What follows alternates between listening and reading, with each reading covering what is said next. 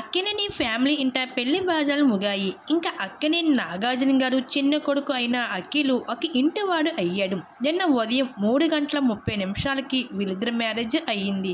చాలా తక్కువ మంది బంధుమిత్రుల సమక్షంలో అన్నపూర్ణ స్టూడియోలో పెళ్లి చాలా సింపుల్గా అయితే జరిగింది. పెళ్లికి చాలా తక్కువ మంది వచ్చారు. రేపు అనగా ఆదివారం నాడు తెలుగు, తమిళ్, మలయాళం, హిందీలో ఉన్న సినీ ప్రముఖులు అందరికీ కూడా అన్నపూర్ణ స్టూడియోలో చాలా గ్రాండ్గా రిసెప్షన్ అరేంజ్ చేశారు నాగార్జున గారు. ఇవన్నీ దాదాపు 5,000 పైగా సినీ ప్రముఖులు బంధువులు వచ్చేబోతున్నారు. అయితే ఈ రిసెప్షన్లో చికెన్, మటన్, ఫిష్, ఎగ్ ఇలా చెప్పుకుంటూ పోతే దాదాపు 350 రకాల వెజ్ అండ్ నాన్ వెజ్ ఐటమ్స్తో రిసెప్షన్లో గ్రాండ్గా అరేంజ్ చేస్తున్నారు.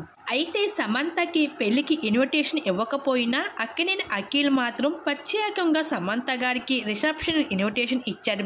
నా కోసం అయినా తప్పకుండా రావాలి సమంత అంటూ ప్రత్యేకంగా సమంత గారికి ఇన్విటేషన్ ఇచ్చారు అక్కినేని అఖిల్.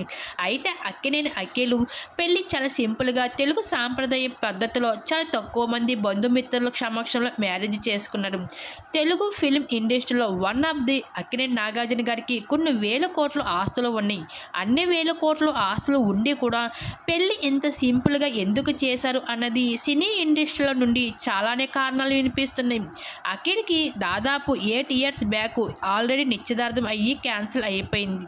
అఖిల్ దాదాపు 8 ఏళ్ల పాటు పెళ్లి చేసుకోపోయినా సరే ఇప్పుడు చేసుకోబోతున్న అమ్మాయితో రిలేషన్షిప్లో ఉన్నాడు. అయితే ఇందులో ట్విస్ట్ ఏమిటి అంటే అఖిల్ కంటన ఆ అమ్మాయి 9 ఏళ్ల పాటు పెద్దది. ఇంకా తనకంటే పెద్దయిన అమ్మాయిని అయితే అఖిల్ అయితే పెళ్లి చేసుకున్నాడు. ఇంకా అయితే ఏదేమైనా సరే అఖిల్ పెళ్ళి అయితే బంధుమిత్రులకు సమక్షంలో చాలా గ్రాండ్గా అయితే జరిగింది. ఇంకా నిన్న ఉదయం వాటికి సంబంధించిన ఫొటోస్ అయితే ఇట్లా మారుతున్నాయి. ఆ ఫొటోస్ ఇప్పుడు మా మీద మీరు చూసియండి.